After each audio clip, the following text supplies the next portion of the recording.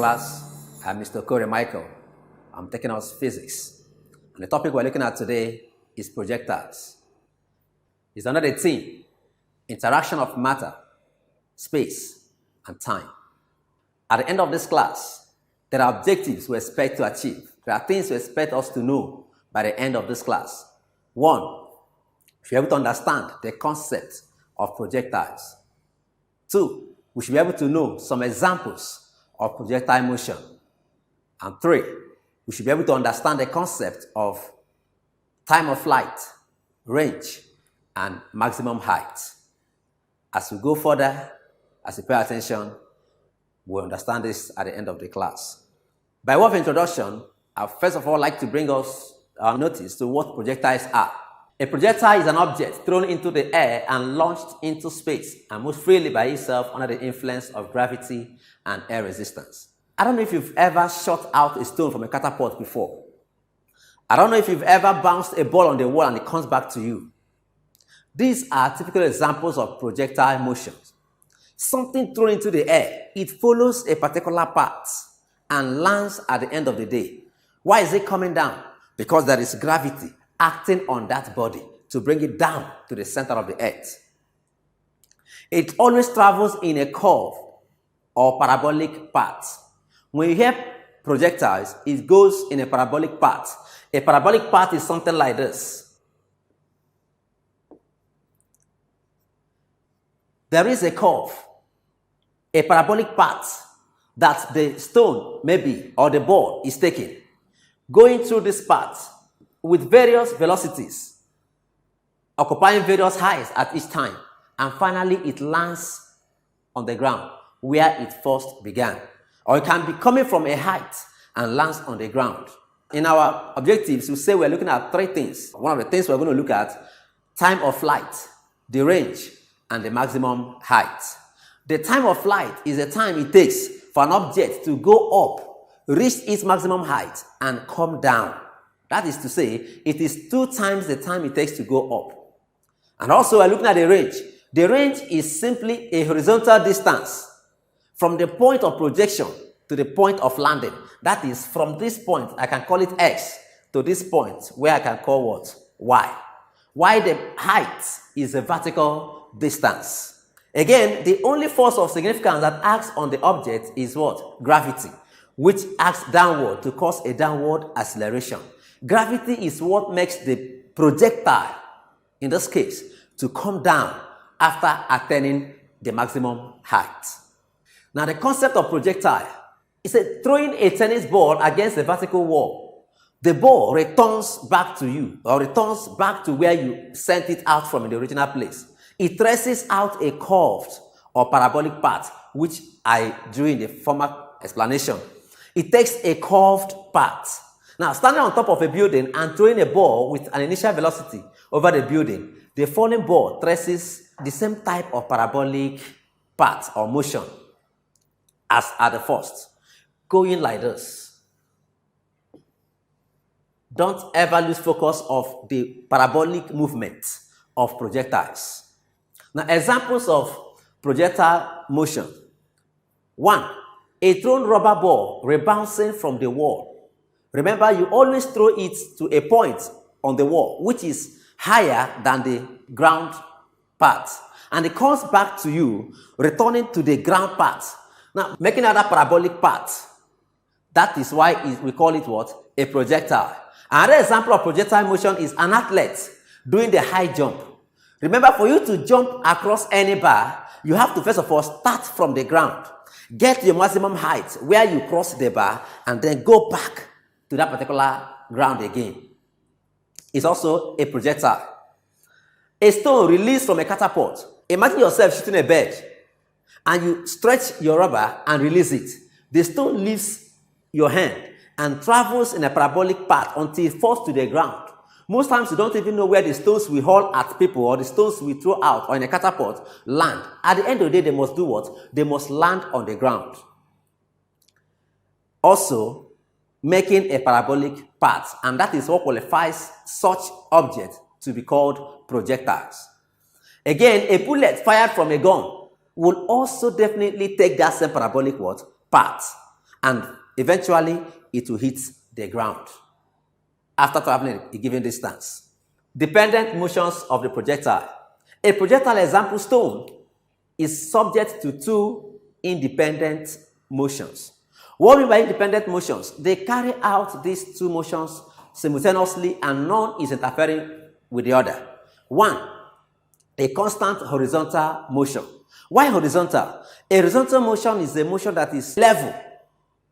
It is a bit level at a point before it starts going downward. And it equally has a vertical downward acceleration of free fall due to what? Gravity. Remember, as I said, definitely the projectile must definitely do what?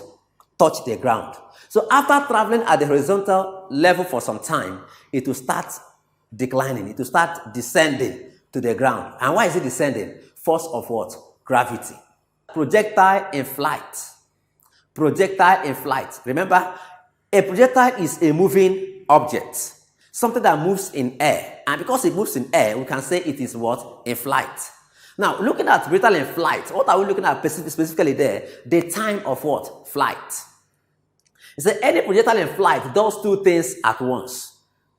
What are the two things it does? One, it is flying horizontally with constant speed. Remember, I said it takes part in two independent motions. One is a constant horizontal motion. The next is a vertical downward acceleration due to what? Gravity. Now, we are looking at the projectile in flight does two things at once. One, it is flying horizontally with a constant speed. Underline the word horizontal and what? Constant speed. Secondly, it is moving up and down with an acceleration. It is moving what? Up and down with an acceleration. The up and down movement is what involves the what? The acceleration. I think it's important for us to also, to give another sketch of a projectile and see how this happens. Now, this movement here, this is what we call the constant horizontal motion. And remember, there is a force pulling it down, which comes this way. So why this is a horizontal force at constant speed is maintaining, which I can say, okay, this is my ux, which is my universal what? Component, my horizontal component. And this is my uy, which is my vertical what? Component. My vertical component, which is the second motion carried out, is moving up and down with an acceleration going downward, while it is moving at a constant speed horizontally. Now, time of flight. What is this time of flight? Remember, a projectile is always in what? In flight. And when we talk of time of flight, what are we saying? The time of flight, t. Remember, this is one of the three basic things we'll be looking at. The time of flight, the range, and what? The maximum height attained. We've discussed what a projectile is. We've given examples of projectiles. We are now looking at time of flight. Now, the time of flight of a projectile is a time required for it to return to the same level from which it is projected. The example I gave earlier, if I throw my pen up, it gets the maximum height and comes down. Now, the time of flight is the time from which it left my hand to the time it gets to the ground. That is time of flight. The time taken to rise from ground level to maximum height is equal to the time to fall from the maximum height to the ground. So, working on it, the time of flight is something as the time to get to the maximum height times 2. Remember, the time it takes to get to the maximum height plus the time it falls from the maximum height to the ground, they are the same. So, 2 of them gives you time of flight. So, time of flight, which is t, is something as 2 small t's. And that is given by the formula 2u sine theta over g, where u is the initial what? Velocity of the object. And theta is the angle of projection. For instance, if this is a projectile, it forms an angle here, or this angle with the horizontal theta. Looking at this example here, said a cricket jumps from one blade of grass to another. The cricket leaves the first blade of grass at an angle of 36.9 degrees at a velocity of 2.10 meters per second. What is a cricket's time of flight? Now, the time of flight, as we know, is given by the formula 2u sine theta over g. That is the same thing as 2t, the time to get to the maximum height and come back to original position. Now, from what is given to us, 2, we have 2. The u here is the velocity, which is 2.10. You put it down, times sine theta. The theta here, the angle, is 36.9. All divided by g, and g, as we know, is a constant, 9.8. Working this out, first of all, you look for sine 36.9. Sine 36.9 is the same thing as 0.600. So we are having 2 times the u, which is the velocity, 2.10, times sine 36.9, which is 0.600, divided by g, 9.8. 2 times 2.1 will give us 4.20, times 0.600, that gives us 2.52. Divided by 9.8, the answer is 0.25714 seconds. Therefore, the time of flight of the cricket is 0.257 seconds.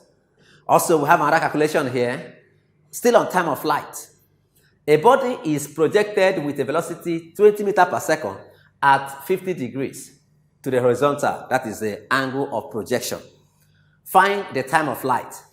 The velocity is 20 meters per second and the angle of projection is 50 degrees. What are we going to do? T, remember the formula? T is equal to what? 2u sine theta over g. And 2 times u is 20. 2 times 20 times sine 50 over 9.8.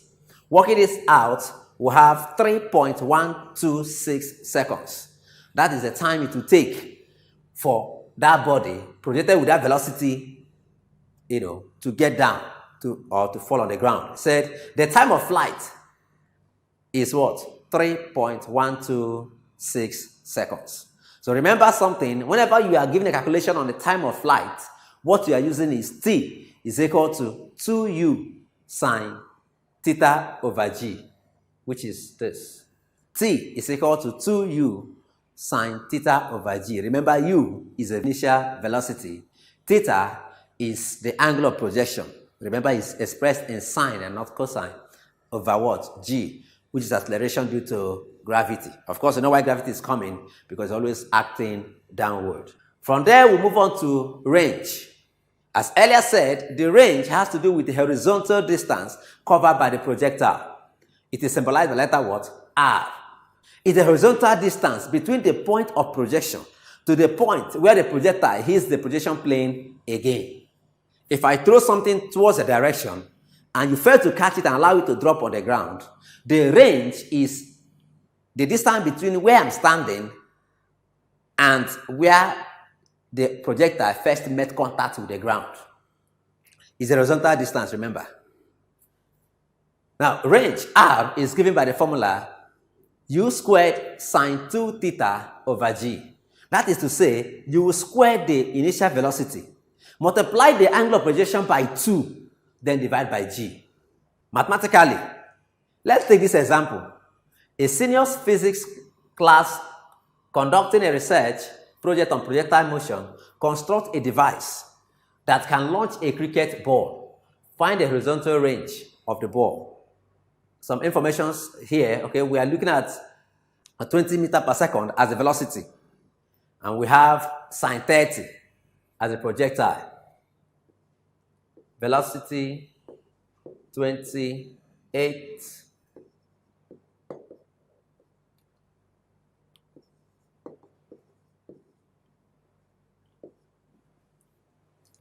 Okay, if you square 28, you have 784 times sine 30 multiplied by 2 is sine 60. And sine 60 is 0.8660 multiplied by 784 divided by 9.8. That will give us 69.3 meters. That's the horizontal distance between the object and the path of projection where it was projected from in the first place. The horizontal range of the cricket ball is approximately 69.3 meters. Another calculation on range, still talking about the horizontal distance. Say a motorcyclist has set up a stunt with a ramp at the edge of a gorge, 75 meters wide. The ramp is inclined at 53.1 degrees. That's the angle of projection from the horizontal plane. He plans to take off from a ramp at a velocity of 28 meters per second. That is the velocity. At that speed, at that velocity, what will be the horizontal range? And will he make it to the other side of the gorge? The question. Now, we are still using range, which is u squared, that's square of the velocity, times sine of 2 times the angle of projection, divided by what? G, which is a constant. We have 28 squared times sine 53.1 times 2 is 106.2. Multiplying out and dividing everything out, we have 76.8 meters. And remember the distance is what? 75 meters wide. Now, if it is 75 meters wide and you're able to cover a range of 76.8 meters, that is to say the motorist's horizontal range will be 76.8 meters, which is larger than the gorge of 75 meters. He will make it to the other side of the gorge because the gorge itself is less than the distance covered by the projectile. So the projectile, at the end of the day, the motorcyclist will be able to make it to the other side. If it were to be less than 75, that means he'll fall into the gorge. But because he so planned it that he's able to make it beyond 75, he will cross the gorge. Here we are, maximum height of projectile. The maximum height, h, is the highest vertical distance reached as measured from the horizontal projection plane. Remember, the range has to do with the horizontal distance, while the height has to do with the vertical what? Distance. Now, the maximum vertical distance reached from the plane of projection, every projectile gets to a particular height which it cannot exceed, and that is what we call the maximum what? Height. Now, how do you calculate the maximum height? We use h is equal to u squared sine squared theta. You are not multiplying theta by 2 now, but you are squaring the value of theta, dividing everything by 2g. Taking this as an example, a firefighter aims a fire hose upward towards a fire in a skyscraper. The water leaving the hose has a velocity of 32 meters per second. If the firefighter holds the hose at an angle of 78.5 degrees, what's the maximum height of the water stream? Now, because the movement of the water going up that skyscraper is a projectile, there is a parabolic path taken. It's covered under projectiles. And you can equally do what? Find the maximum height using the formula of what? Projectiles. Maximum height we use u squared sine squared theta over 2g. Now, what is the velocity in this case? 32. What is the sine? The angle, the theta there is 78.5.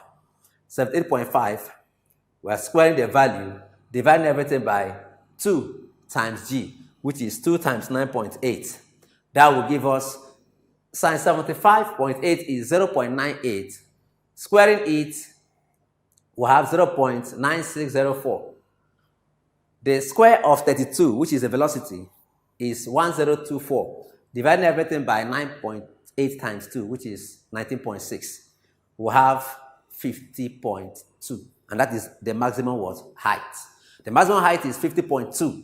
That is to say, the maximum height the water can go from the hose is 50.2 meters.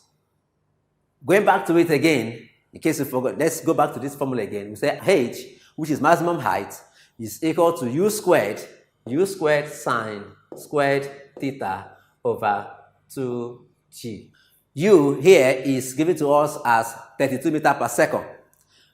The theta, which is the angle of projection, is 78.5. Finding out, we have sine theta as 0.98. Squaring it, we have 0.6904 times the square of the initial velocity, which is 32 squared, which gives us 1024. Dividing everything by 19.6, we have 50.2 meters, and that's the maximum height. So don't forget, there's another calculation here, also on maximum height. We are given the velocity 5.8, we are given the angle of projection, and you are asked to find maximum height. The formula is always the same. U squared sine squared theta over 2g. Working that out, you arrive at the maximum height is 1.71 meters. The maximum height of the Earth's center of mass is approximately 1.71 meters.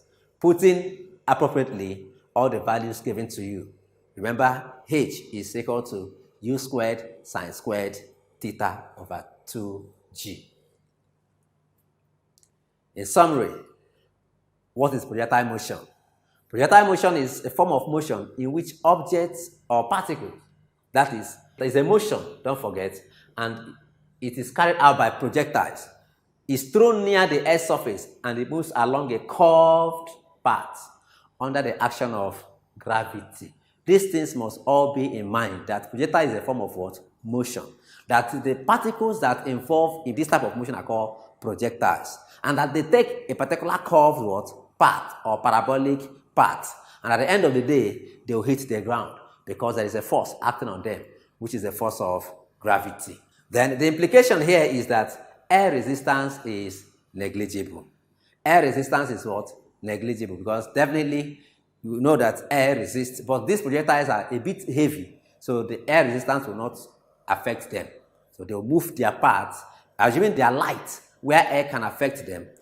You see that they will leave their parabolic path and take any path. But because they are big enough to overcome air resistance, they are able to overcome it and take their path. Okay, before we go, we have to look at some examples, some exercises to refresh our brains and memories and to be able to say, yes, we've done this. Mr. Chinedu kicks a ball, and the ball does a projectile motion with an angle of 53 degrees to the horizontal. Its initial velocity is 10 meters. Find the maximum height it can reach. The angle of projection is 53 degrees and the velocity is 10 meters per second. We're looking for the maximum height. Of course, remember maximum height is u squared sine squared theta over 2g. This will give us 10 squared times sine 53 squared over 2 times 9.8, which is 100 times 0.6378 over 19.6.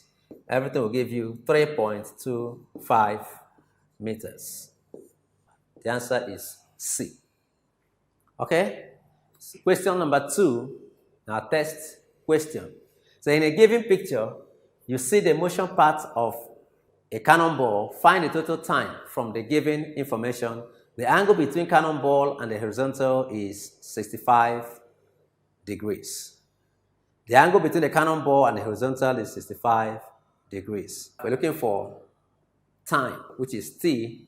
Total time from the given information is t is given to us by 2u sine theta over g. This will give us 2 times the velocity, which is 25, times sine 65, all divided by 9.8. This is 50 times 0.9063. From this point, 50 times 0.9063 divided by 9.8 will give us 4.64, which approximately is 5 seconds.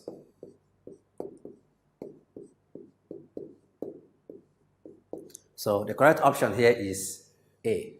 So with that, or with this, we've come to the end of this class. I want to believe you've known how to solve problems on projectiles. Remember, know what a projectile is. Know that projectile is a type of motion, and also you should be able to calculate or do calculations involving the time of flight, range, and the maximum height in any projectile problem you come across. Thank you. If you enjoyed this video, hit the like button, drop a comment, and subscribe to our channel. You can also turn on notifications to stay updated on new videos on this channel. This Brain Friend video was brought to you by Synforest. For more of these amazing e-learning videos, get your copy of Brain Friend. With more than 1,000 e-learning videos, over 74,000 test items in more than 40 subjects, a career counseling guide, and many other amazing features, BrainFriend remains your foremost e-learning and exam preparatory software. BrainFriend. Learn better, make excellent grades.